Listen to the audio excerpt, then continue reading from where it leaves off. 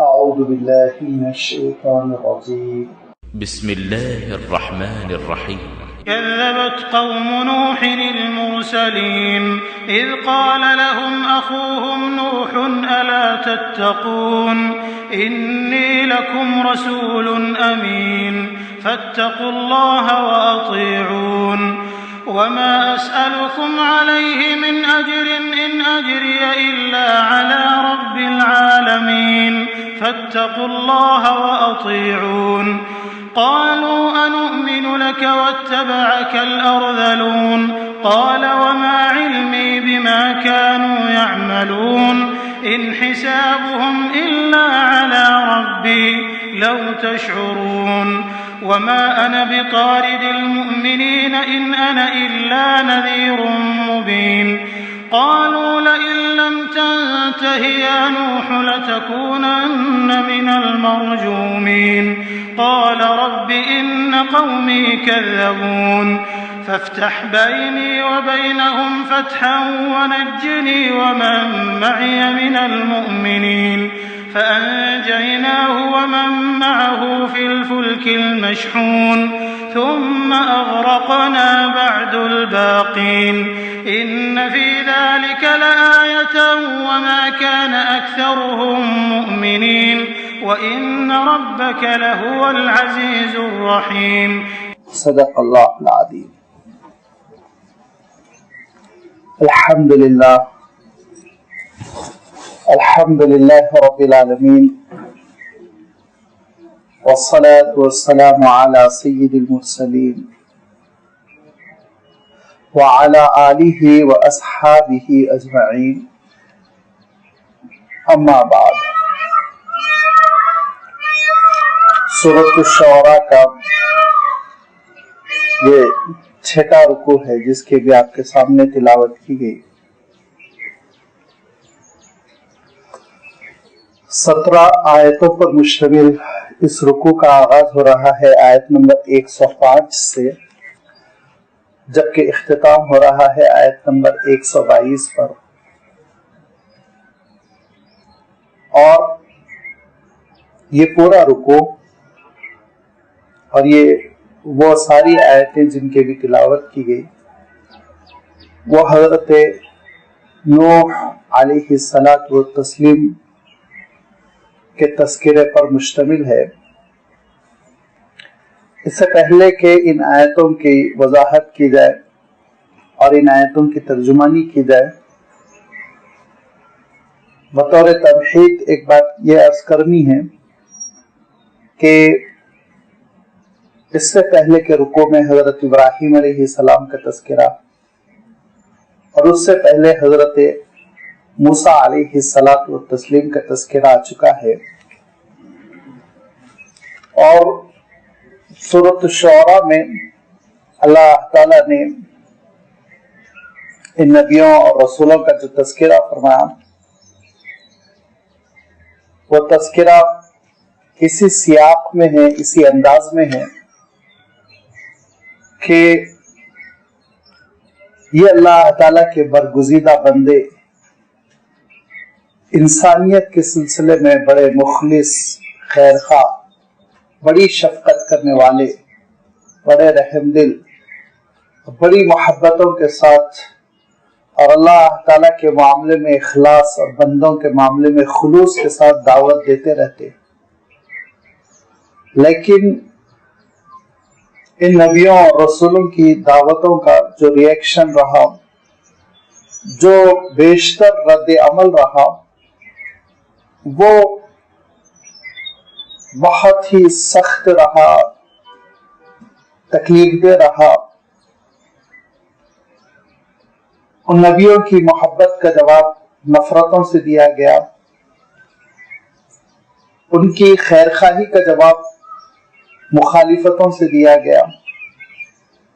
مخالفتیں بھی اس درجے کی کہ زبانی طور پر شروع ہوتی تھی اور ہاتھا پائی بلکہ قتل و غارت گری تک کی نوبت پہنچ جایا کرتی تھی.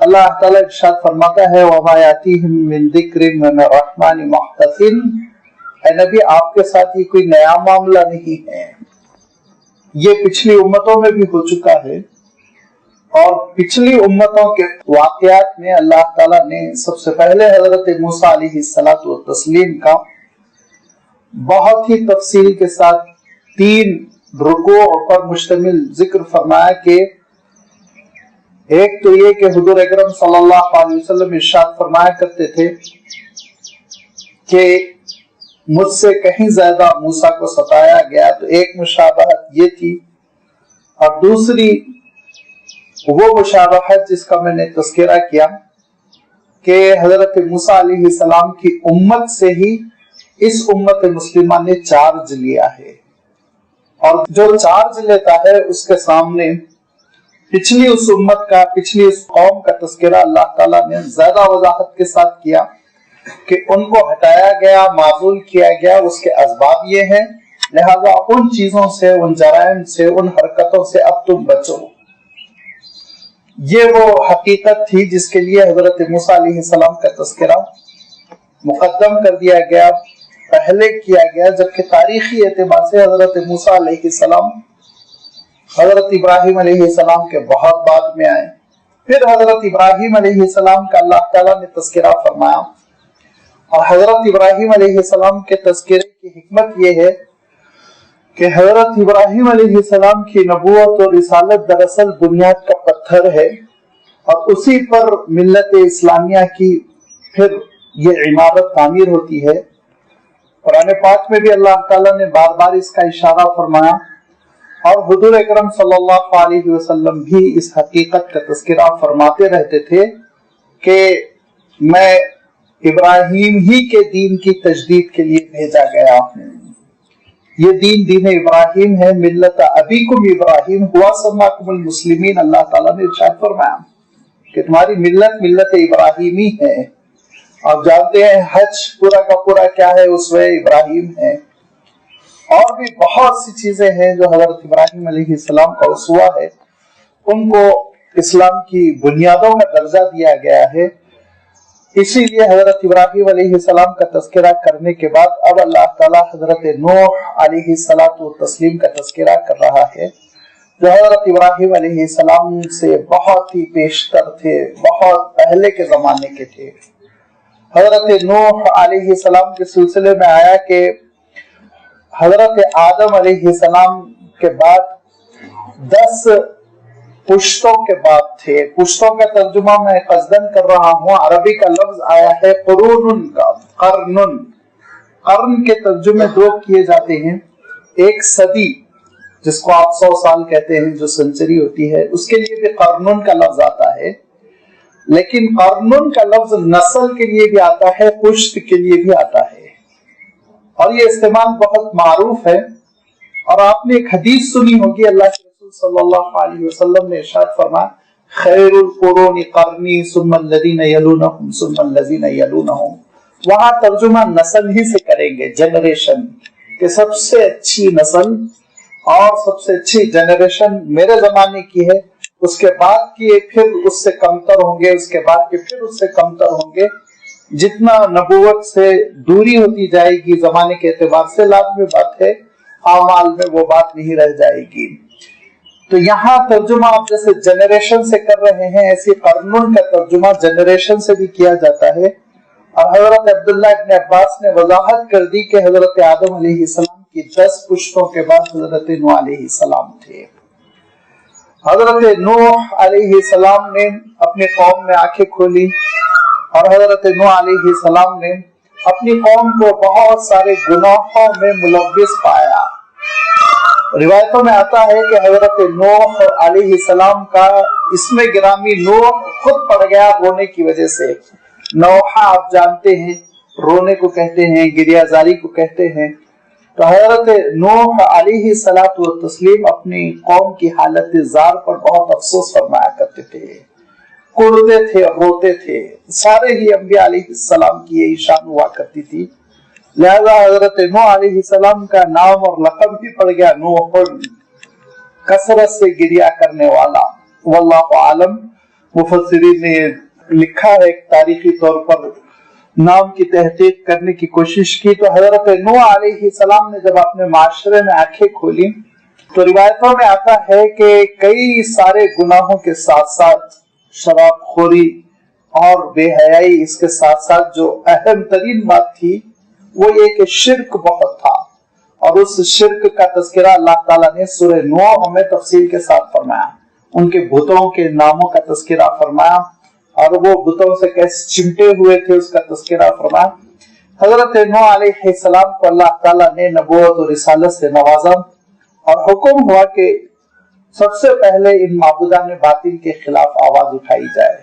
حضرت نوح علیہ السلام نے ان پر نکیر کی، تنقید کی، اور ویسے ہی سمجھایا جیسے دیگر رسولوں اور نبیوں نے سمجھایا کہ ان کی کیا حقیقت ہے، پتھروں سے تراشتے ہو، ان کو پوچھتے ہو۔ یہ حضرت نوح علیہ السلام کی دعوت تھی، اور حضرت نوح علیہ السلام کی دعوت کا اللہ تعالیٰ نے تذکرہ سورۃ الاعراف میں تھوڑا سا فرمایا، پھر آپ دیکھیں گے کہ سورہ ہود میں بہت تفصیل کے ساتھ ہے، پھر اللہ تعالیٰ نے کچھ تذکرہ سورۃ المؤمنون میں فرمایا، یہاں سورۃ الشعراء میں ہے۔ کم و بیش حضرت نوح علیہ السلام کا تذکرہ قرآن پاک میں تقریباً 80 مقامات پر ہے، تفصیل کے ساتھ، مختصر دونوں انداز میں۔ اب جیسے یہاں تفصیل ہے، سورہ ہود میں بہت تفصیل ہے، سورۃ الاعراف میں تفصیل ہے، بعض جگہ صرف نام ہے دیگر نبیوں اور رسولوں کے ساتھ۔ تو یہ حضرت نوح علیہ السلام کے تذکرے پر مشتمل تقریباً آیتوں کا شمار کر کے مفسرین نے بتایا کہ وہ 80 آیتیں ہوتی ہیں جن کا تعلق حضرت نوح علیہ السلام سے ہے، جس سے آپ حضرت نوح علیہ السلام کی سیرت اور حضرت نوح علیہ السلام کی حیات طیبہ، حضرت نوح علیہ السلام کی دعوت کی اہمیت کا آپ اندازہ کر سکتے ہیں کہ اللہ تعالیٰ نے اتنی تفصیل کے ساتھ تذکرہ فرمایا۔ اولو العزم من الرسل جن کو اللہ تعالیٰ نے ارشاد فرمایا حضرت نوح علیہ السلام انہی رسولوں میں سے ہے۔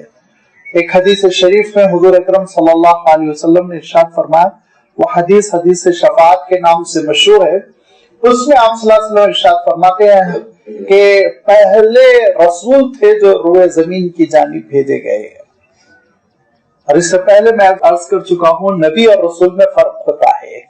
تو حضرت آدم علیہ السلام نبی تھے، لیکن حضرت نوح علیہ السلام پہلے رسول تھے جو روئے زمین پر بھیجے گئے، اور حضرت نوح علیہ السلام نے قوم کو سمجھانا شروع کیا، نبوت پیش کی۔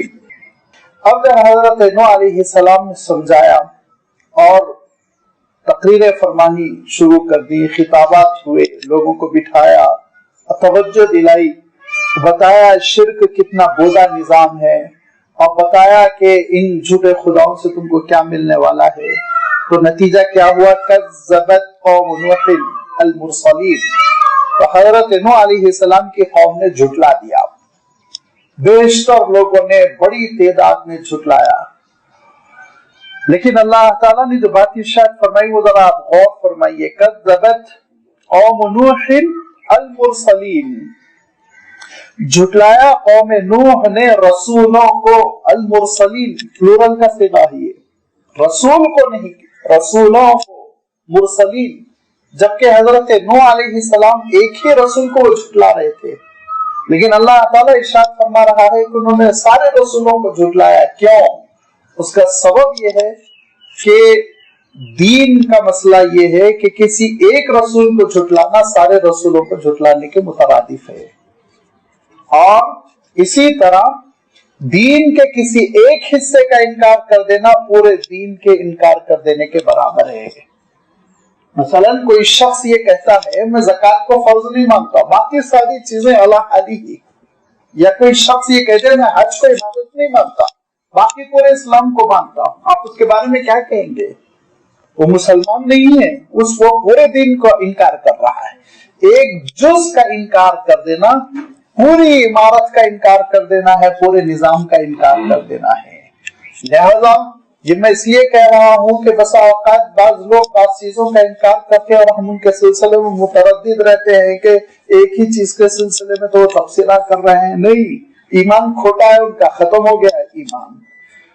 اور آپ کو تاریخی طور پر جو دلیل ملے گی وہ یہ کہ حضرت ابوبکر صدیق رضی اللہ تعالیٰ عنہ نے اعلان جہاد کیا تھا جو زکوٰۃ کے سلسلے میں رکھنا ڈال رہے تھے، زکات کے سلسلے میں انکار کر رہے تھے، ان قبیلوں سے حضرت ابوبکر نے کہا تھا میں جنگ کروں گا، اور تلوار اٹھا لی تھی۔ حضرت عمر نے کہا تھا یہ حالات نہیں، ابھی تو اللہ کے رسول صلی اللہ علیہ وسلم کی وفات ہوئی۔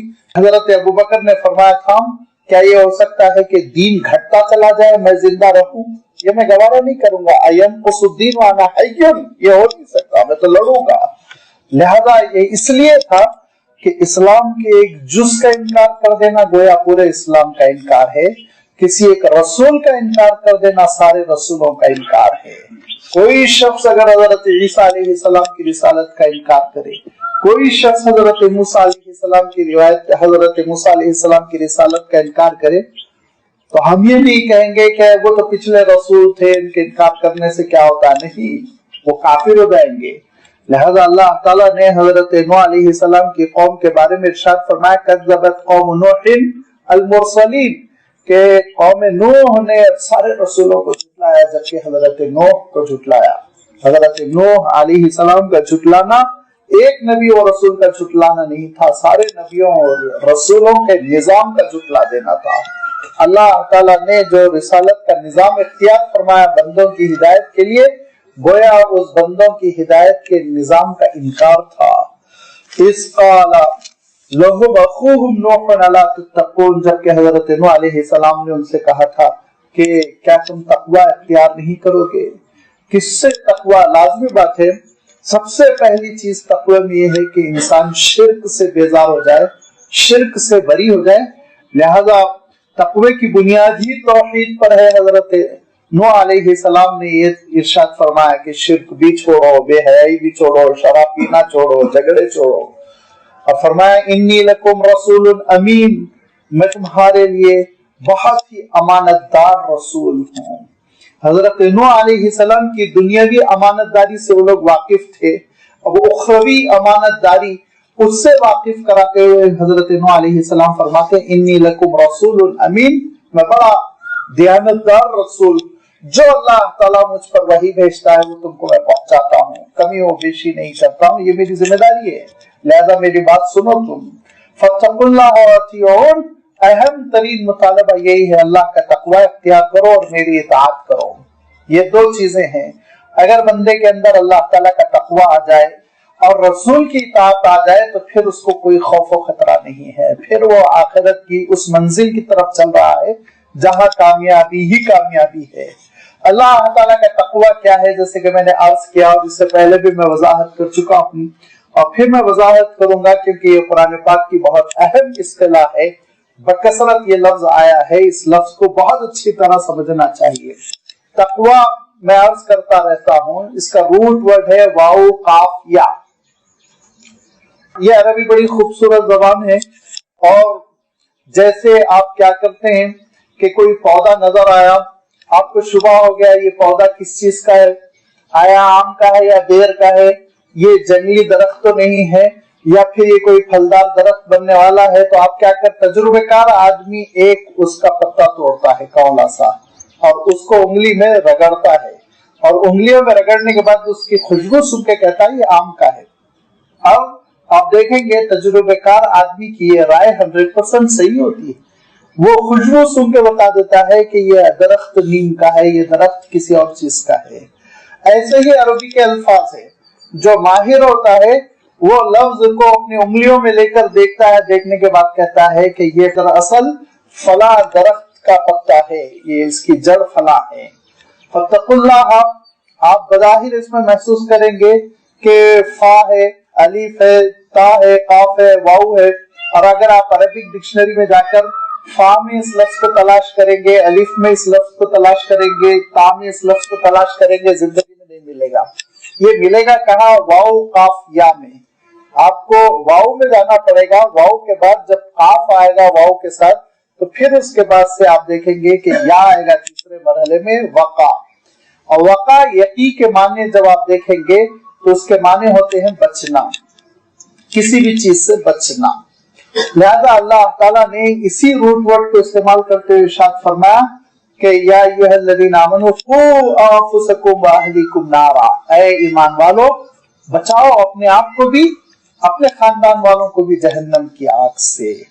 لہذا یہی بچانا وقع، یہ اس لفظ کی ترقی ہوتی ہے اور ہوتے ہوتے عربی میں کہتے ہیں اس کو باب افتعال.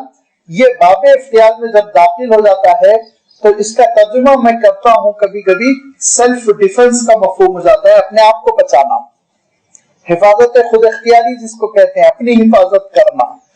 اب کس چیز سے اپنی حفاظت کرنا؟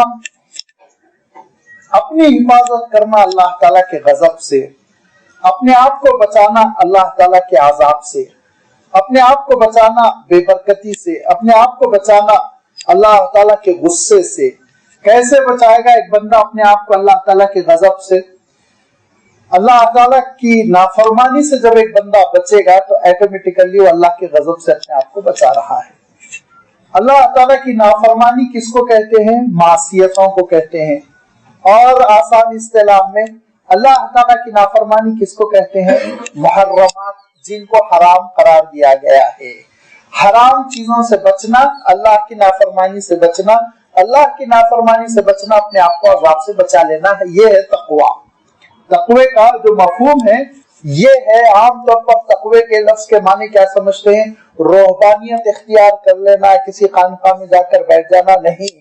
پریکٹیکل لائف میں حرام سے آپ بچتے رہنا تو متقی ہیں. ہر وہ مومن متقی ہے، ہر وہ مسلمان متقی ہے، اگرچہ کہ وہ سڑک پر ٹھیلا لگا کر کیوں نہ کھڑا ہوتا ہو، جو حرام سے بچتا رہتا ہے. یہ بہت بڑا امتحان ہوتا ہے. لہذا حضرت نوح علیہ السلام نے جو دعوت دی فتقوا اللہ کہ اللہ کے غضب سے بچو، اس کے معنی حضرت نوح علیہ السلام کی دعوت بہت جامع تھی. شرک سے بچو، حرام سے بچو، بے حیائی سے بچو، زنا سے بچو، شراب پینے سے بچو. یہ ساری چیزوں سے جو محرمات کی لسٹ ہے، حرام چیزوں کی جو لسٹ ہے، اس کا گویا کہ حضرت نوح علیہ السلام نے تذکرہ کر دیا کہ دیکھو اللہ کی نافرمانی سے بچو، اور اللہ تعالیٰ کی نافرمانی سے بچنے کے لیے تم کو ان چیزوں سے بچنا ہوگا. اور پھر اس کے بعد سے یہ تو ایک نفی کر دی گئی، اس کے بعد مثبت پہلو پھر زندگی کیسے بسر کرو تو فرمایا وَأَطِيعُونِ، میری اطاعت کرو، میں آئیڈیل، میں نمونہ ہوں، میرے اسوے پہ چلو. اور رسول نمونہ ہوتا ہے. وَمَا أَرْسَلْنَا مِن رَّسُولٍ إِلَّا لِيُطَاعَ بِإِذْنِ اللَّهِ، ہم نے جب رسول بھیجا تو اسی لیے بھیجا کہ لوگ ان کی پیروی کریں. اب عبادت کیسے کی جائے گی؟ رسول کے انداز میں. نیکی کیسے کی جائے گی؟ رسول کے انداز میں. اللہ کی خوشنودی کیسے حاصل کی جائے گی؟ رسول کے انداز میں. اپنے انداز میں نہیں. میں سوچ کر خود کوئی طریقہ ایجاد کر لوں اور یہ سمجھوں کہ یہ طریقہ مجھے اللہ کی خوشنودی تک پہنچائے گا، یہ سراسر غلط فہمی ہے، ویلڈ نہیں ہے اسلام میں. یہ قیامت کے دن ریجیکٹ کر دیا جائے گا. اللہ تعالیٰ اس کو قبول نہیں فرمائے گا، کیونکہ اللہ تعالیٰ نے یہ اعلان فرما دیا ہے کہ ہم انہی اعمال کو، انہی عبادتوں کو قبول کریں گے جو رسول کے اسوے کے سانچے میں ہوں گے اور رسول کی سنتوں کے مطابق ہوں گے. لہذا اگر اللہ کے رسول کی اطاعت کے ساتھ عبادت ہو تو عبادت ہے، اگر اللہ کے رسول کی اطاعت سے ہٹ کر عبادت ہے تو اللہ کے پاس عبادت نہیں ہے. لہذا حضرت نوح علیہ السلام کے زمانے میں حضرت نوح علیہ السلام نے جیسے نماز پڑھی ہوگی وہ امت کے لیے وہی نماز آئیڈیل تھی. حضرت نوح علیہ السلام نے جیسے دعا کی ہوگی امت کی قبولیت کے لیے وہی دعا آئیڈیل. ہمارے زمانے میں اللہ کے رسول صلی اللہ علیہ وسلم نے جیسے عبادتیں کی، آپ اس طرح کی عبادت کریں گے تو آپ کو خوشنودی ملے گی اللہ تعالیٰ کی، اس کی رضا ملے گی، بصورت دیگر نہیں ملے گی. اس کو اللہ کے رسول صلی اللہ علیہ وسلم نے بہت واضح کیا اور ارشاد فرمایا من احدث فی امرنا ھذا ما لیس منہ فہو رد. اپنے طریقے سے اگر تم کوئی عبادت ایجاد کر لو گے تو وہ پھر مردود ہے، رد، ناقابل قبول ہے، اللہ تعالیٰ کے پاس ریجیکٹڈ ہے، اس پہ کوئی ثواب تم کو ملنے والا نہیں. لہذا عبادتوں کے سلسلے میں، نیکیوں کے سلسلے میں یاد رکھیے حضور اکرم صلی اللہ علیہ وسلم کی آمد اور بعثت اس لیے نہیں ہوئی تھی کہ کھیتی کیسے کی جائے، وہ تو ہمارا معاملہ ہے. ہم کھیتی یا تو بیل کے ذریعے ہل چلائیں گے یا ٹریکٹر کے ذریعے چلائیں گے، وہ ہماری اپنی دنیا ہے. انتم عالم بامور دنیاکم. حضور اکرم صلی اللہ علیہ وسلم کی بعثت اور آپ صلی اللہ علیہ وسلم کی آمد اس لیے نہیں ہوئی تھی ہم کار کیسے ڈرائیو کریں، رائٹ سائڈ سے کریں یا لیفٹ سائڈ سے کریں، وہ تمہارے مسائل ہے، تم جانو گے۔ تو یہ دنیا کے وہ مسائل جن کا تعلق صرف اور صرف دنیا کی زندگی سے، آخرت سے نہیں ہے، ان میں تو انسان آزاد ہے، لیکن جن امور کا تعلق آخرت سے ہے، جن پر اجر ملنے والا ہے اور جن کے بارے میں وہ سمجھتا ہے کہ جنت جانے کا راستہ ہے، کنجی ہے، وہ امور بس وہی ہے جو حضور اکرم صلی اللہ علیہ وسلم نے ہمارے لیے چھوڑے۔ ان کا طریقہ کار اور ان کا انداز اللہ کے رسول صلی اللہ علیہ وسلم نے دیا ہو، اس سے ہٹ کے ہم کچھ نہیں کر سکتے۔ کتنا آپ کو سجدہ پسند آ جائے، کتنا ہی آپ کو سجدہ پسند آ جائے، لیکن کسی رکعت میں آپ 3 سجدے نہیں کر سکتے، اجازت نہیں۔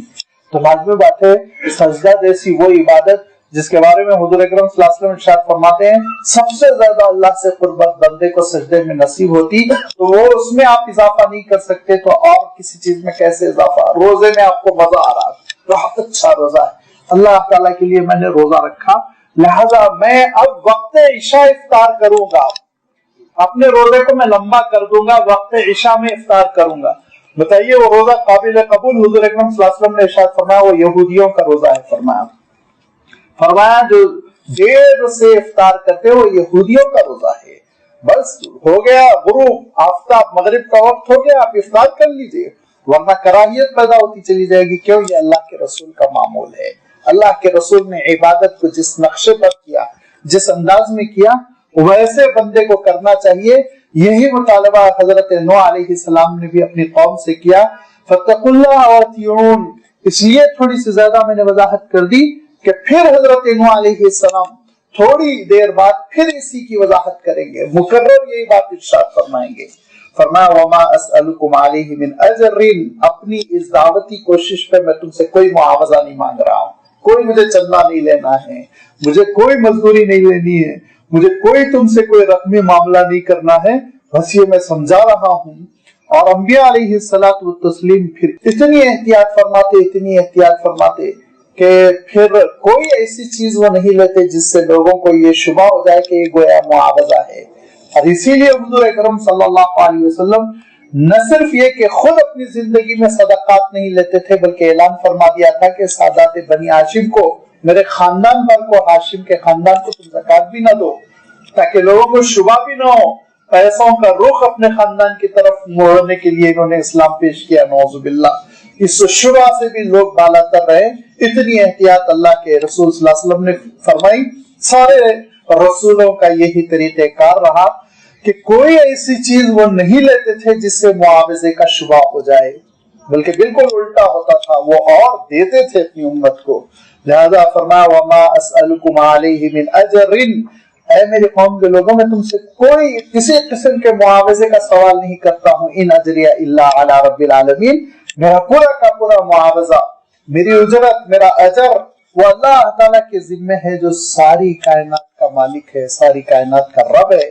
اس پروردگار سے جو ملے گا وہ کیا تم دے سکو گے، لہذا میں اپنے رب سے جوڑتا ہوں، وہ عنایت فرمائے گا۔ پھر ارشاد فرمایا فاتقوا اللہ واطیعون، اللہ کا تقوی اختیار کرو، میری فرما برداری کرو، میرے راستے پر چلو۔ حضرت نوح علیہ السلام کی اس دعوت پر قوم نے کیا جواب دیا آپ دیکھیے۔ قوم کا جواب یہ ہے، حضرت نوح علیہ السلام کیا سمجھا رہے ہیں؟ زندگی کا طریقہ کار۔ حضرت نوح علیہ السلام کیا بتا رہے ہیں؟ فکر کی تعمیر، شعور کی تعمیر۔ حضرت نوح علیہ السلام کیا کر رہے ہیں؟ اعمال کی تربیت، اعمال کے سدھار کی فکر۔ ریئیکشن کیا ہے؟ جواب کیا ہے؟ قالوا انؤمن لك واتبعك الارذلون، اے نوح کیا ہم آپ پر ایمان قبول کر لیں جبکہ آپ کی پیروی کرنے والے الارذلون کمتر قسم کے لوگ ہیں۔ صحیح معنوں میں ارذل کا ترجمہ ذرا اردو میں کرنے میں پیچیدگی ہوتی ہے، لیکن سب سے قریب ترین لفظ سمجھانے کے لیے کمتر ہی کا ہے، ورنہ ارذل یہ ایسا لفظ ہے جس کا مفہوم یہ ہوتا ہے، جس کا مطلب یہ ہوتا ہے کہ جو لوگ اپنے پیشوں کے اعتبار سے، جو لوگ اپنی مالی پوزیشن کے اعتبار سے وہ اعلیٰ درجے کے نہ ہو، مرفہ الحال نہ ہو، کھاتے پیتے نہ ہو، آپ چاہے تو آپ اس کو کہہ سکتے ہیں کہ اکنامکلی بیکورڈ قسم کے لوگ، ان کے لیے ارذل کا لفظ استعمال کیا جاتا ہے۔ حضرت نوح علیہ السلام نے جب اسلام پیش کیا، اپنی دعوت پیش کی، تو عام طور پر جن لوگوں نے اسلام قبول کیا وہ مزدور پیشہ تھے، زیادہ تر وہی لوگ تھے، اور حضرت نوح علیہ السلام کے ارد گرد وہ بیٹھتے تھے۔ لہذا ان لوگوں نے یہ کہا کہ یہ نہیں ہو سکتا کہ آپ کے پاس یہ پیشہ ور قسم کے لوگ بیٹھتے ہیں اور ہم بھی آ کر بیٹھے تو ہم یہ اسلام قبول کرنے اور آپ کی بات قبول کرنے سے رہے۔ کیوں؟ اس لیے کہ وَاتَّبَعَكَ الْأَرْذَلُونَ، آپ کے پاس، آپ کے اطراف و اکناف یہ نچلے طبقے کے لوگ ہیں، کمزور قسم کے لوگ ہیں، غریب قسم کے لوگ ہیں، ہم وی آئی پیز، ہم وائٹ کالرز والے کیسے آ کے آپ کے پاس بیٹھے؟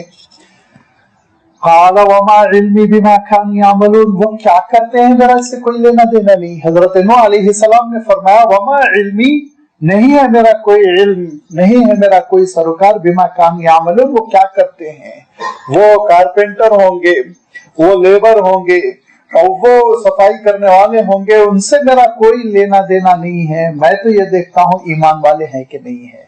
ان حسابهم الا على ربی لو تشعرون، یاد رکھو کہ حساب کتاب یہ تو بس اللہ کے ہاتھ میں ہے، کاش تم اس حقیقت کو سمجھ جاؤ، اس حقیقت کو سمجھ جاؤ کہ آخرت کا معاملہ وہ اللہ تعالیٰ کے ہاتھ میں ہے، لہذا اللہ تعالیٰ آخرت میں ہر دو اعتبار سے دیکھے گا۔ ہر دو اعتبار سے کیوں کہہ رہا ہوں میں؟ ایک تو یہ کہ اللہ تعالیٰ اس اعتبار سے بھی دیکھے گا کہ وہ ایمان میں پکا تھا یا نہیں تھا، باقی وہ تاجر تھا، وہ مزدور تھا، وہ حکمراں تھا، وہ لیڈر تھا، اس سے کوئی سروکار نہیں ہے۔ تو ایک چیز تو یہ کہ اللہ تعالیٰ کا معاملہ، اللہ تعالیٰ حساب کتاب لے گا، ان کا جو بھی معاملہ ہوگا وہ اللہ تعالیٰ دیکھے گا، ایک بات یہ ہے۔ اور دوسری بات یہ ہے کہ یاد رکھو اگر اخلاص ہے تو پھر اہمیت ہے، ایمان میں اگر اخلاص ہے تو اہمیت ہے، اور اگر اخلاص نہیں ہے تو پھر اہمیت نہیں ہے۔ کیسے؟ اگر اخلاص ہے تو مزدور بھی اللہ تعالیٰ کے پاس کبھی کبھی وہ سپر پاور کے حکمراں سے کہیں زیادہ بڑھ کر ہوتا ہے، اہمیت والا ہوتا ہے۔ حضور اکرم صلی اللہ علیہ وسلم ارشاد فرماتے ہیں کہ قیامت کے دن بہت سے ایسے لوگ ہوں گے جن کا دنیا میں عالم یہ تھا کہ وہ چلتے تھے تو ہٹو اور بچوں کے نعرے لگتے تھے، اور دنیا میں ان کے لیے بڑی بڑی سواریاں چلتی تھی، لیکن اللہ تعالیٰ کے پاس قیامت کے دن ان کا وزن مکھی کے پر کے برابر نہیں ہوگا، مچھر کے برابر نہیں ہوگا، کوئی حیثیت نہیں ہوگی۔ اور بہت سے مزدور حامل الذکر جن کو کوئی جانتا بھی نہیں تھا، کوئی سمجھتا بھی نہیں تھا یہ بھی کوئی اللہ والے ہیں، لیکن فرمایا کہ اللہ تعالیٰ کے پاس ان کا مقام ایسا ہوگا کہ ان کے آگے اور پیچھے فرشتوں کا جلوس چل رہا ہوگا۔ تو اصل یہ ایمان اور ایمان کا اخلاص، خالص ایمان، خالص اللہ تعالیٰ سے تعلق، اس کی اہمیت ہے۔ وما انا بطارد المؤمنین، جو ایمان قبول کر لے میں ان کو جھڑکنے والا نہیں، ان کو میں دور بھگانے والا نہیں۔ ان انا الا نذیر مبین، میرا کام یہ ہے کہ میں نبوت سے لوگوں کو آگاہ کروں، وضاحت کے ساتھ میں اسلام پیش کروں، لہذا جو ایمان قبول کر کے میرے پاس آئے گا وہ میرا اپنا ہے، اب میں اس کو میں دور نہیں کر سکتا ہوں۔ یہی حضور اکرم صلی اللہ علیہ وسلم کے ساتھ معاملہ پیش آیا کہ قریش کے سرداروں نے حضور اکرم صلی اللہ علیہ وسلم کے پاس پیغام پہنچایا کہ کچھ لوگ ہیں جو آپ کے اطراف و اکناف رہتے ہیں، اگر وہ لوگ ہٹ جائیں، وہ لوگ نہ بیٹھا کریں آپ کی مجلسوں میں، تو ہم آئیں گے، بات چیت کریں گے۔ حضور اکرم صلی اللہ علیہ وسلم اس سے پہلے کہ کوئی جواب ان کو دیتے خود وحی آئی، اور اللہ تعالیٰ نے ارشاد فرمایا وَاصْبِرْ نَفْسَكَ مَعَ الَّذِينَ يَدْعُونَ رَبَّهُمْ بِالْغَدَاةِ وَالْعَشِيِّ يُرِيدُونَ وَجْهَهُ وَلَا تَعْدُ عَيْنَاكَ عَنْهُمْ تُرِيدُ زِينَةَ الْحَيَاةِ الدُّنْيَا وَلَا تُطِعْ مَنْ أَغْفَلْنَا قَلْبَهُ عَنْ ذِكْرِنَا وَاتَّبَعَ هَوَاهُ وَكَانَ أَمْرُهُ فُرُطًا، جن کو برباد ہونا ہے، تباہ ہونا ہے، اے نبی آپ ان کی کوئی رعایت نہ کریں، اور آپ ہمیشہ انہی کے ساتھ رہیں جو صبح شام اللہ کو پکارتے رہتے ہیں۔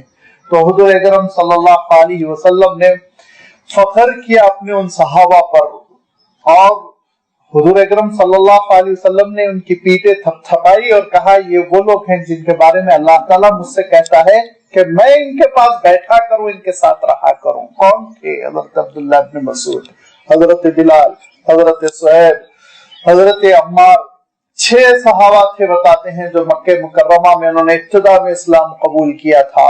حضرت خباب، حضرت عمار، حضرت صہیب، حضرت بلال، اور بھی ایک دو نام میں بھول رہا ہوں. یہ وہ لوگ تھے جن کے بارے میں اللہ تعالیٰ نے ارشاد فرمایا کہ نبی آپ ان کو اپنے آپ سے دور نہیں کر سکتے، آپ ان کے ساتھ ہی اٹھے بیٹھے، چاہے کوئی آئے نہ آئے، ابو جہل آئے نہ آئے، ابو لہب آئے نہ آئے، عتبہ آئے نہ آئے، شیبہ آئے نہ آئے، یہ لوگ آپ کے ساتھ رہیں گے. اتنا خیال رکھتے تھے حضور اکرم صلی اللہ علیہ وسلم، اتنا خیال رکھتے تھے کہ مدینہ منورہ میں حضرت بلال، حضرت عمار، حضرت صہیب یہ تینوں بیٹھ کے بات چیت کر رہے ہیں تو ایک ایسے صحابی گزرے جنہوں نے فتح مکہ حق میں اسلام قبول کیا، بالکل اخیر میں.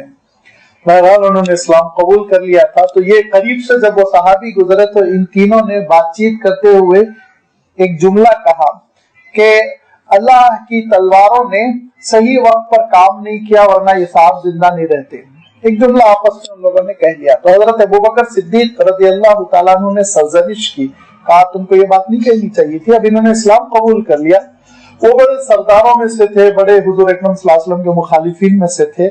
تو حضرت ابوبکر نے یہ سوچتے ہوئے کہ ان صاحب نے اب اسلام قبول کر لیا ہے، ایسا تبصرہ نہیں کرنا چاہیے، تھوڑا سا ڈانٹا. محبت میں، شفقت میں، کوئی جھگڑا نہیں ہوا. کہا تم کو یہ جملہ نہیں کہنا چاہیے، اسلام قبول کر چکے ہیں وہ، اب ختم، اب یہ سب چیزیں نہیں ہونی چاہیے. حضور اکرم صلی اللہ علیہ وسلم کو خبر ملی تو حضور اکرم صلی اللہ علیہ وسلم نے حضرت بلال، حضرت عمار، حضرت صہیب کو بلا کر ڈانٹا نہیں، بالکل الٹا. حضور اکرم صلی اللہ علیہ وسلم نے حضرت ابوبکر کو بلایا اور حضرت ابوبکر کو بلا کر کہا کہ تم کو کیا حق تھا کہ ان کے اوپر تبصرہ کرو. لئن اغضبت فقط اغضبت ربک، اگر تم نے ان لوگوں کو ناراض کر لیا تو تم نے اپنے پروردگار کو ناراض کر لیا.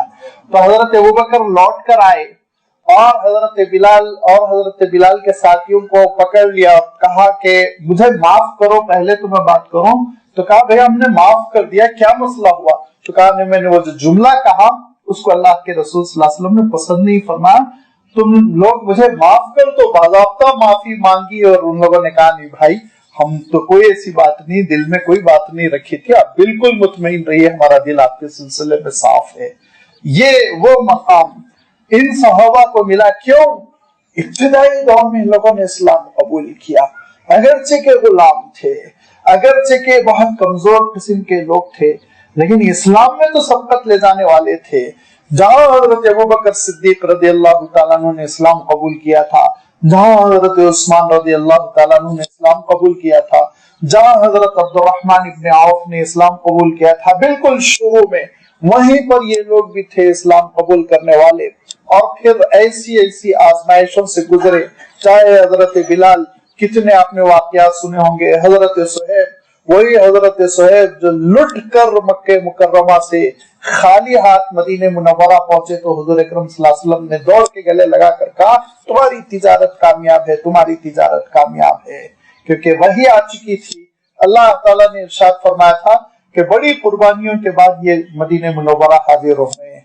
یہی حضرت خباب رضی اللہ تعالیٰ عنہ جن کو ایک خاتون نے خریدا تھا، ام انمار ان کا نام تھا، اور کاریگری پہ لگا دیا تھا، ایک چھوٹی سی لوہے کی دکان لگا دی تھی، لوہاری کا کام کرتے تھے. اللہ تعالیٰ نے ایسا فن دیا کہ وہ جو تلوار بناتے تو ایسی تلوار کوئی نہ بنا پاتا. لہذا مکہ مکرمہ میں ان کی دکان خوب چلتی تھی، لیکن بیچاروں کو پیٹ بھرنے کی روٹی ملتی، باقی پورے پیسے وہ ام انمار لیتی. حضور اکرم صلی اللہ علیہ وسلم کی دعوت سنی تو 6 آدمی تھے جنہوں نے اسلام قبول کر لیا، اور وہ رات میں حضور اکرم صلی اللہ علیہ وسلم کی خدمت میں حاضر ہوتے، تربیت ہوتی رہتی. یہاں تک کہ کسی مسئلے میں، کسی لین دین میں کسی شخص نے لات عزا کی قسم کھائی تو کہا یہ گندی قسم میرے سامنے نہ کھایا کرو. ایمان جو ہوتا ہے وہ نکل کے آ ہی جاتا ہے. عربی میں کہتے ہیں الاناء یترشح بما فیہ، برتن میں جو چیز ہے وہ چھلک پڑے گی. دودھ ہے تو دودھ چھلکے گا، پانی ہے تو پانی چھلکے گا. لہذا وہ ایمان تھا، نکل آیا. کہا یہ گندی قسمیں مت کھاؤ. کہا کیا مطلب؟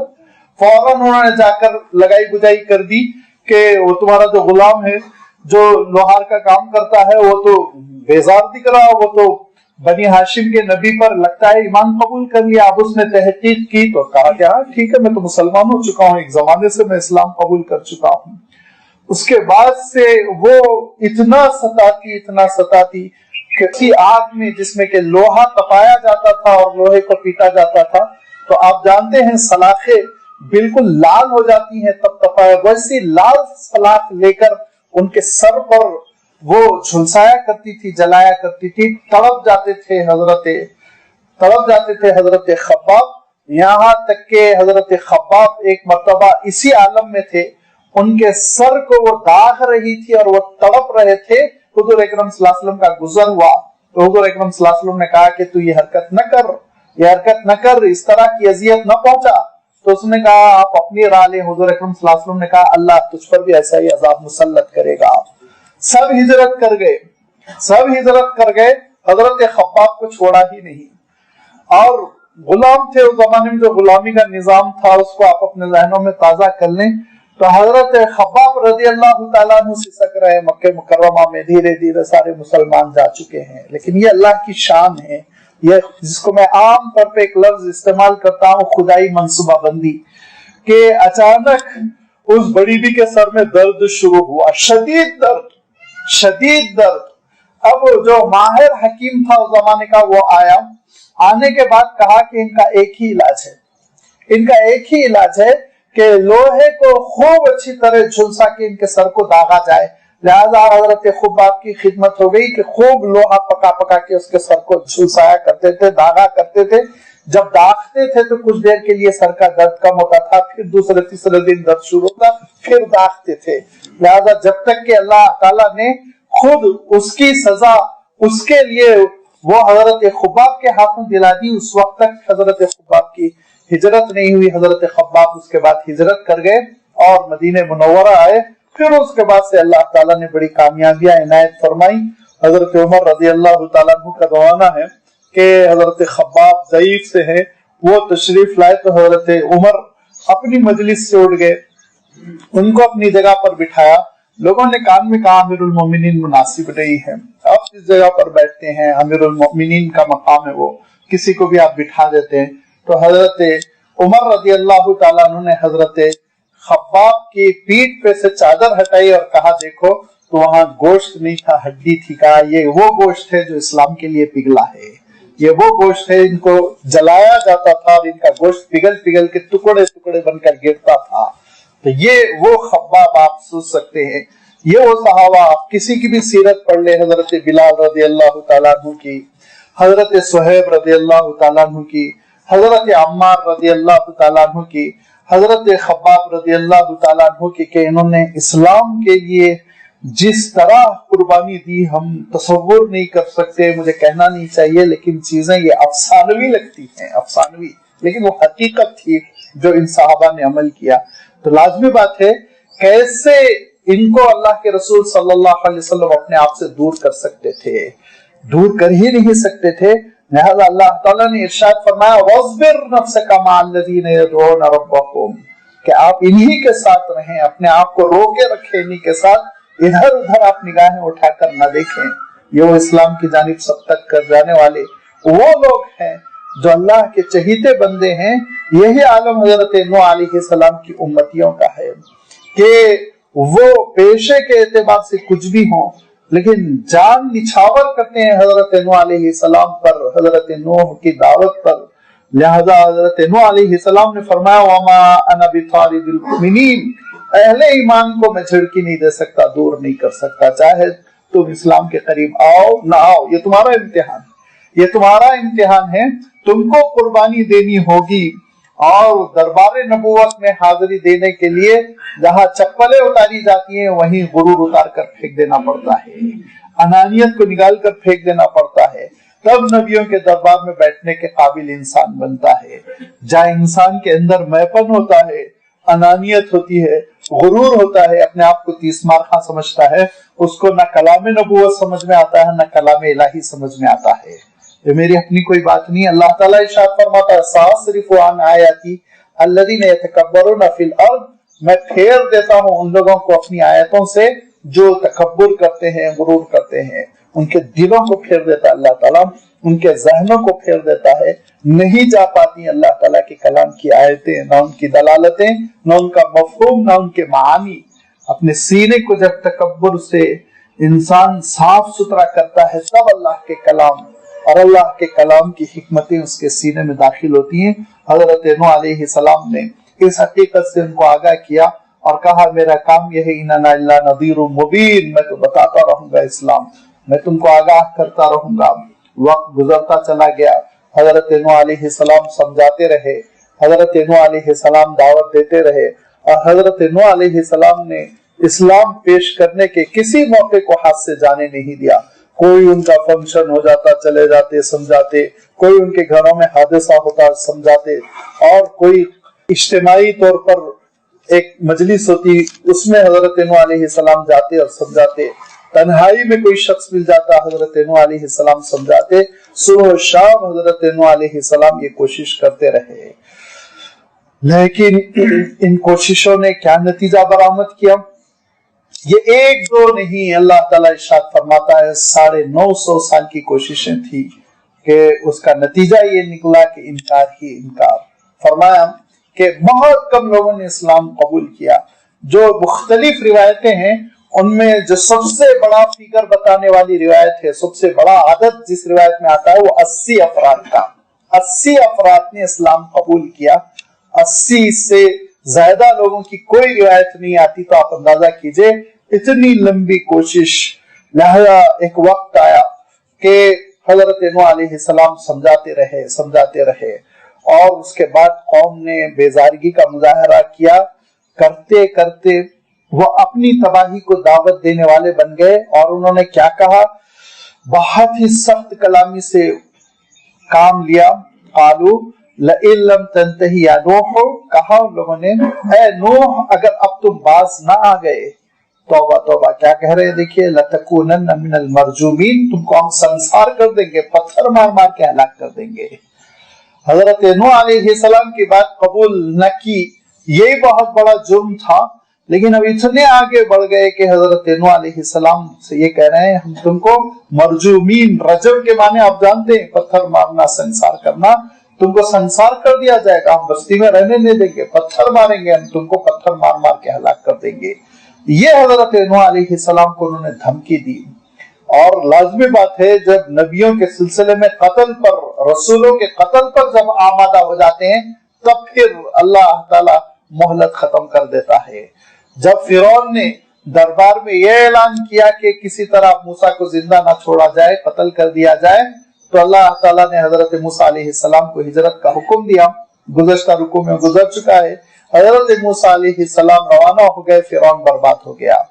حضور اکرم صلی اللہ علیہ وسلم کے سلسلے میں مشورہ ہوا کہ پورے قریش کے خاندان کا ایک ایک فرد مل کر بیک وقت حملہ کر کے محمد کو صلی اللہ علیہ وسلم قتل کر دے تو پھر خون بڑھ جائے گا، اور بنو ہاشم کسی سے دیت بھی نہیں مانگ سکیں گے، چندہ کر کے 100 اونٹ دے دیں گے، قصہ ختم ہو جائے گا۔ اللہ تعالیٰ نے ہجرت کی اجازت دی، حضور اکرم صلی اللہ علیہ وسلم کی ہجرت ہوئی، دھیرے دھیرے مکہ مکرمہ کے سرداروں اور مشرکین مکہ کی مہلت ختم ہو گئی۔ یہ اللہ تعالیٰ کا آخری فیصلہ ہوتا ہے جب رسولوں کے قتل پر قوم آمادہ ہو جاتی ہے۔ یہاں بھی تقریباً یہی مسئلہ ہے کہ ان لوگوں نے کہا قالوا لئن لم تنتہی یا نوح، اے نوح اگر آپ اپنی دعوت سے باز نہ آئیں، آپ اپنی سرگرمیوں سے باز نہ آ جائیں، لتکونن من المرجومین، ہم آپ کو رجم کر کے چھوڑیں گے۔ قال رب ان قومی کذبون، ٹوٹا ہوا دل اور اٹھا ہوا ہاتھ کہا اے میرے پروردگار میری قوم جھٹلا رہی ہے، مستقل مجھے جھٹلا رہی ہے، ففتح بینی و بینہم فتحا، اب آپ فیصلہ کن مرحلہ کر دیجئے، آپ فیصلہ کر دیجئے میرے اور میری قوم کے درمیان، فتحاً ایسا فیصلہ کہ وَنَجِّنِي وَمَن مَعِيَ مِنَ الْمُؤْمِنِينَ، کہ مجھے اور مومن لوگوں کو نجات دے دیجئے۔ اس دعا کی تھوڑی سی تفصیل اللہ تعالیٰ نے سورہ نوح میں کی، جس میں حضرت نوح علیہ السلام نے فرمایا قال ربی انی دعوت قومی لیلا ونہارا، پروردگار میں نے قوم کو صبح بھی بلایا، شام بھی بلایا، دن میں بھی دعوت دی، رات میں بھی دعوت دی، فلم یزیدہم دعائی الا فرارا، جتنا میں بلا رہا ہوں اتنا یہ دور ہوتے جا رہے ہیں۔ وَإِنِّي كُلَّمَا دَعَوْتُهُمْ لِتَغْفِرَ لَهُمْ، جب میں نے ان کو یہ دعوت دی کہ آ جاؤ اس نظام کی طرف جہاں پہ کہ اللہ کی مغفرت ہوتی، تو ان لوگوں نے کیا کیا، جعلوا اصابعهم فی اذانہم، کانوں میں انگلیاں ٹھوس لی، वस्तक्षौ सियाबहुम, कपड़े झटक कर उड़ गए, वसर्रु, और जिद की, वस्तकबरु इस्तिकबारा, गुरूर का मुजाहरा किया, सुम्मा इन्नी दाऊतुहुम जिहारा, खुलकर मैंने ऐलान करके इनको बुलाया, सुम्मा इन्नी आलनतु लहुम, मैंने खुल के भी दावत दी, और असररतु लहु इसराबा, पोशीदगी के साथ भी, खुफिया अंदाज में भी, घरों में मिल मिल के भी दावत दी। और मैंने हमेशा ये कहा कि जब इस्तिग़फार करोगे, तौबा करोगे, तो अल्लाह की रहमतें तुम पर बरसेगी, माल में बरकत होगी, आल औलाद में बरकत होगी, अल्लाह ताला तुम्हारे बागों को वो लहलहाता कर देगा, सरसब्ज़ व शादाब कर देगा, नहरें बह पड़ेंगी। लेकिन इन लोगों ने अल्लाह इनकार ही इनकार किया और बदतमीजी की और सारी आपकी निशानियों का इनकार किया। और अब आलम यह है कि मेरे कत्ल के दर पे हो चुके हैं, और ये कहते हैं कि ना हम वुद को छोड़ेंगे, वुद्दा को भी नहीं छोड़ेंगे, सुआ को नहीं छोड़ेंगे, यगूस को नहीं छोड़ेंगे, यऊक को नहीं छोड़ेंगे, नसर को नहीं छोड़ेंगे। बुतों का नाम है जो हजरत नूह अलैहिस्सलाम ने तस्करा किया। तो लिहाजा अल्लाह ताला से हजरत नूह अलैहिस्सलाम अर्ज करते करते ये कह गए, जो हुज्जत होती है नबी की बदुआ उम्मत के सिलसिले में बहुत बड़ी हुज्जत होती है। वक़ाल नूह रब्बी ला तदर अलल अर्दि मिनल काफिरीन दय्यारा, ऐ परवरदिगार, काफिरों में से किसी को भी रोए जमीन पर जिंदा न छोड़, किसी को आप जिंदा न छोड़े। इन्नका इन तज़रहुम, अगर आपने किसी को भी जिंदा छोड़ दिया, युदिल्लु इबादक, फिर उसके जरासीम फैलेंगे और फिर वो लोगों को गुमराह करेगा। वला यलिदु इल्ला फाजिरन कफारा, और उसकी औलाद भी होगी तो काफिर और फाजिर होगी। लिहाजा अल्लाह बात फैसला कर दीजिए। ये हजरत नूह अलैहिस्सलाम का दुआ करना था कि अल्लाह ताला ने हजरत नूह अलैहिस्सलाम को ये इरशाद फरमाया कि ठीक है, हमारा एक अजाब आने वाला है, उसके लिए आप तैयारी शुरू कर दीजिए। सूरह हूद में अल्लाह ताला ने इरशाद फरमाया कि कश्ती बनाइए। जबरदस्त कश्ती बनानी शुरू कर दी हजरत नूह अलैहिस्सलाम ने। सूरह हूद में गुजर चुका, बड़े बड़े तख्ते लाए गए और ठोक ठाक के कश्ती खड़ी की गई। ये कश्ती बनाने का अल्लाह ताला ने तस्करा किया कि वस्मइल फुल्क, हमने हुक्म दिया कश्ती बनाने का। क्यों हुक्म दिया? अल्लाह ताला फरिश्तों के जरिए भी तो कश्ती भेज सकता था। पूरी इंसानियत को अल्लाह ताला ने सबक दिया कि तदबीर करो, तदबीर, बगैर तदबीर के कुछ नहीं हो सकता।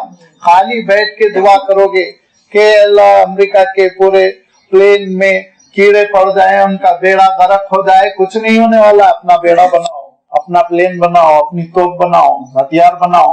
वाइद्दु लहुम मस्ततातुम मिन कुव्वतिन व रिबातिल खैल, वाइद्दु लहुम, तुम उनके लिए तैयार करो। अल्लाह के दुश्मन, तुम्हारे दुश्मन जो तुम्हारा जीना हराम कर रहे हैं, उनकी तैयारी के लिए तुम खड़े हो जाओ। हजरत नूह अलैहिस्सलाम ने कहा कश्ती बनाओ। अब आप सोचिए, कश्ती बनाना कोई घरोंदा बनाना थोड़ी था। कितने बड़े बड़े दरख्त काटे गए होंगे, उनके तख्ते तैयार किए गए होंगे, कीले ठोकी जा रही है, लंबा अरसा लगा, कितने साल लगे पता नहीं, उसमें जाके बहुत बड़ी कश्ती तैयार हुई। अच्छी खासी बड़ी कश्ती थी जिसकी 3 मंजिलें थी।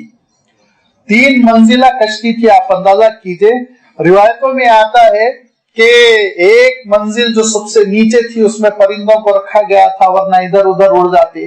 दूसरी मंजिल में चौपायों को रखा गया था। तीसरी मंजिल में अशरफुल मखलूकात पूरे 80 इंसान थे जो हज़रत नूह अलैहिस्सलाम पर ईमान ला चुके थे। ये कश्ती बड़ी रही होगी, ये कुरान पाक ही से इसका इशारा मिलता होगा। क्यों?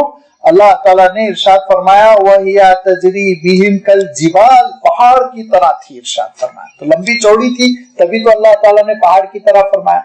2 गज की होती तो पहाड़ की तरह थोड़ी कहा जाता है। ऊंची थी, लंबी चौड़ी थी।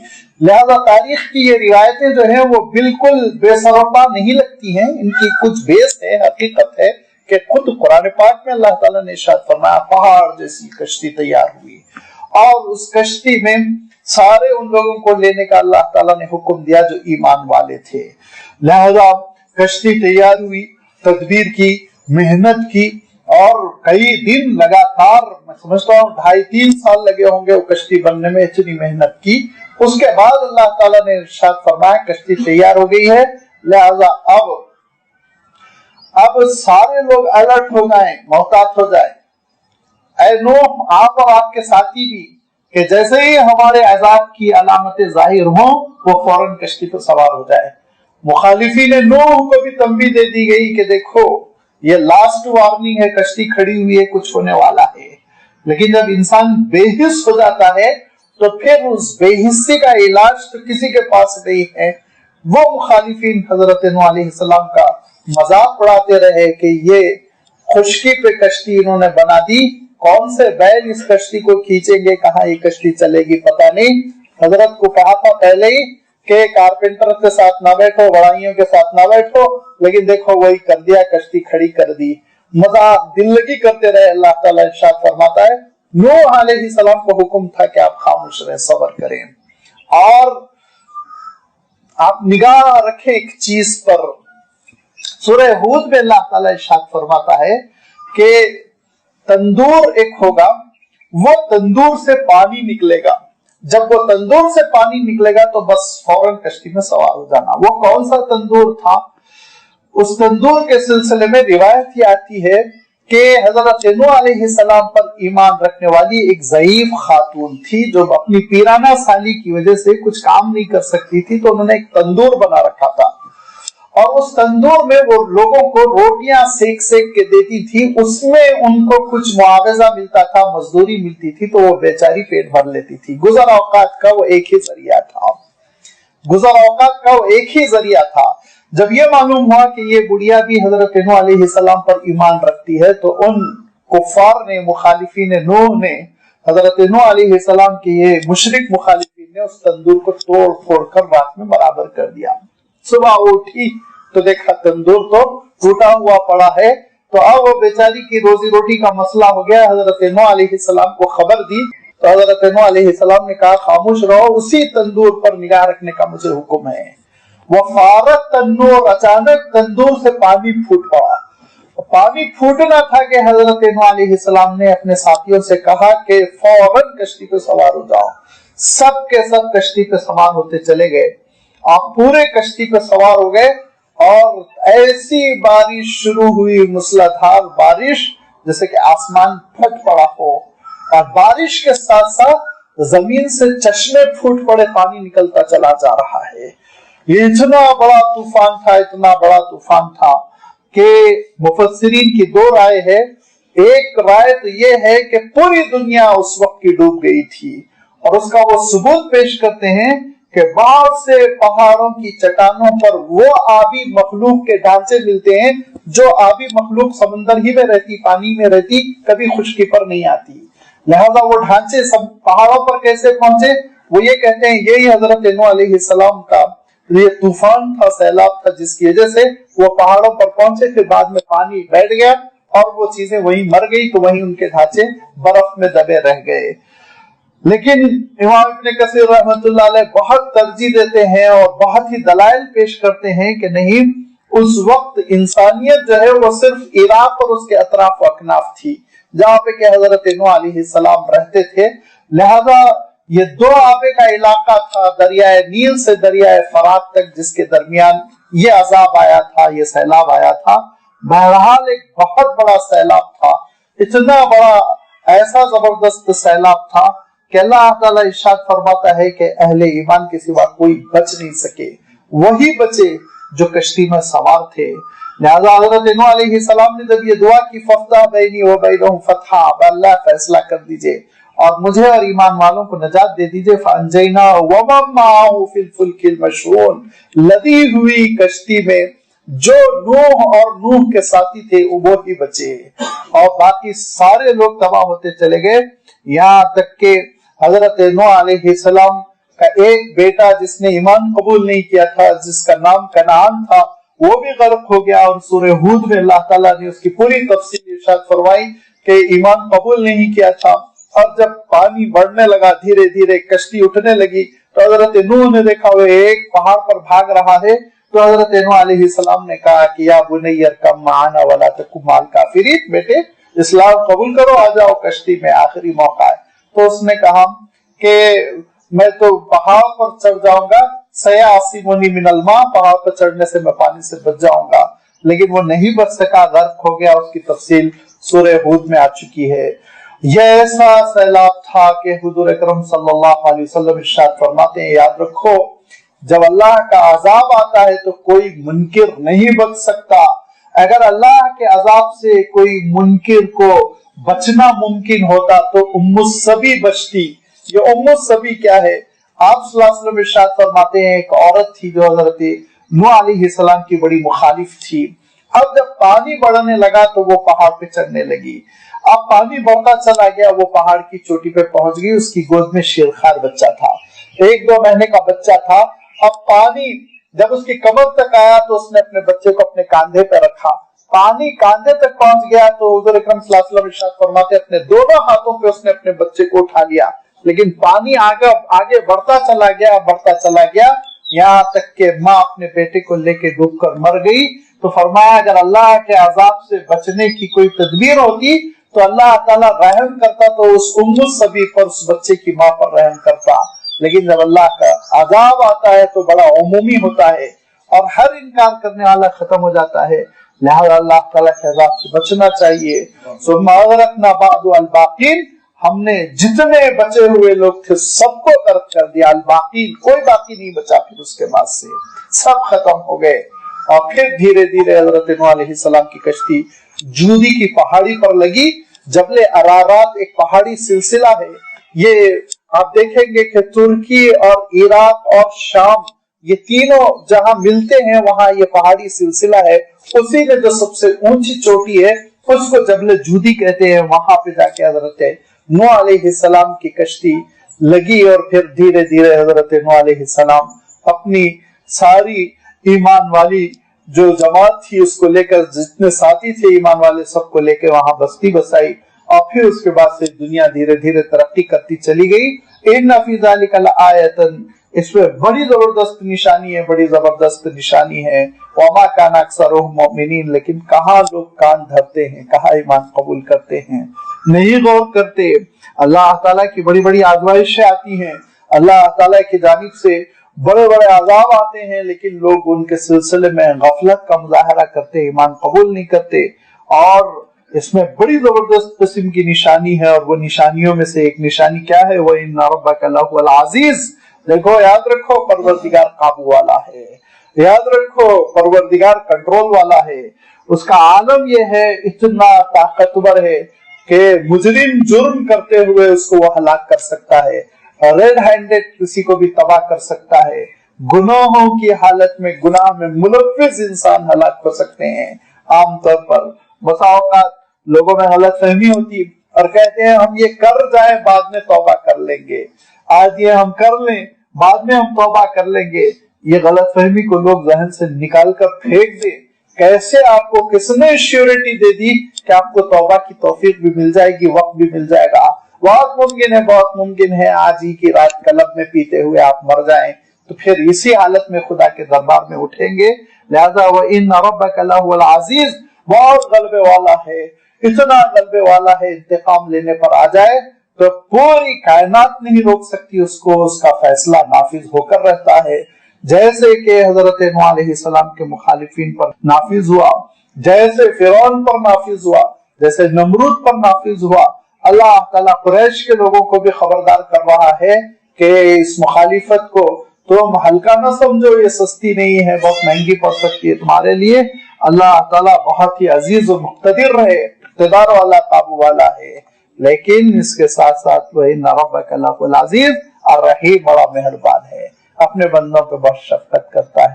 وہ گناہ پہ گناہ کرتے ہیں پھر بھی وہ توفیق دیتا ہے، وہ ڈھیل دیتا ہے، وہ مہلت دیتا ہے. بندے توبہ کر لیں گے، میری طرف لوٹ کر آ جائیں گے، میری رحمتوں کے مستحق ہو جائیں گے، میری بنائی ہوئی جنت کے مستحق ہو جائیں گے. لہذا وہ بندوں کو مہلت پہ مہلت دیتا ہے. یہ اس کی رحمت ہے، یہ اس کی رحمت ہے. اتنی رحمت ہے کہ خود فرماتا ہے کہ رحمتی وسعت کل شیء وعلما، میری رحمت ہر چیز پر غالب ہے، اس کے غضب پر غالب ہے اور اس کے اقتدار پر غالب ہے اور اس کی پکڑ کی صفت پر غالب ہے، اس کے انتقام پر غالب ہے. سب سے زیادہ صفت رحمت ہے. اتنا مہربان ہے، اتنا مہربان ہے کہ 80 سال تک بندہ جرم کرتے ہوئے مرنے سے پہلے توبہ کر لے تب بھی وہ توبہ قبول کرتا ہے. اتنا مہربان ہے، اتنا مہربان ہے کہ اللہ کے رسول صلی اللہ علیہ وسلم ارشاد فرماتے ہیں گلوب بھر کے گناہ لے کر آؤ، اللہ تعالیٰ گلوب بھر کر مغفرتیں لائے گا، رحمتیں لائے گا۔ اتنا رحیم ہے کہ بندہ چلتے ہوئے توبہ کرتا ہے تو اس کی رحمت دوڑتے ہوئے آتی ہے، بندہ 1 فٹ چلتا ہے تو اس کی رحمت 3 فٹ چلتی ہے۔ حدیث توبہ بہت مشہور ہے، کیسے بیچ میں ایک انسان مر گیا تھا اور کس طرح اللہ تعالیٰ نے اس کو اپنی رحمتوں کی طرف کھینچا۔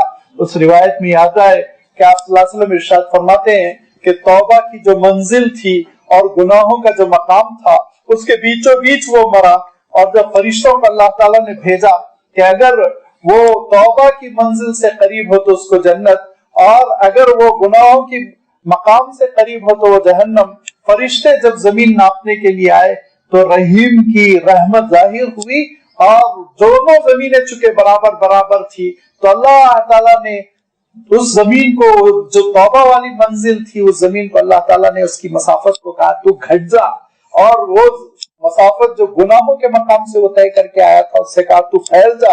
جب فرشتوں نے ناپا تو دیکھا توبہ والی منزل زیادہ قریب تھی، وہ مسافت کم تھی، لہذا اللہ تعالیٰ نے اس کو پھر اپنی رحمتوں میں پہنچایا، جنت میں پہنچایا۔ یہ کہ غلبے والا ہے، کنٹرول والا، لیکن رحیم ہے، بہت مہلت دیتا ہے بندوں کے لیے، توبہ کے دروازے کھلے ہوئے ہیں، وہ دعوت دیتا ہے صبح کی غلطی کرنے والوں شام میں توبہ کر لو، اے شام کو گناہوں میں بسر کرنے والوں صبح ہو گئی توبہ کر لو، یہ وہ رحیم ہے۔ لہذا اس کی رحمتوں سے مالا مال ہونے کے لیے بندوں کو ضرورت اس بات کی ہے، کس کی؟ فاتقوا اللہ واطیعون، تقوی اختیار کرے، رسول کی اطاعت کرے۔ اگر یہ 2 صفتیں آ گئی تو کامیابی، ورنہ قوم عاد بہت مضبوط تھی، لیکن حضرت ہود علیہ السلام کے ساتھ ان کا کیا معاملہ ہوا، کیسے وہ عذاب کے شکار ہوئے، اس کا بھی تذکرہ آگے کے رکوع میں اللہ تعالیٰ نے فرمایا، انشاءاللہ اس کی وضاحت آئندہ اتوار آپ کی خدمت میں رکھی جائے گی۔ وآخر دعوانا ان الحمد للہ رب العالمین۔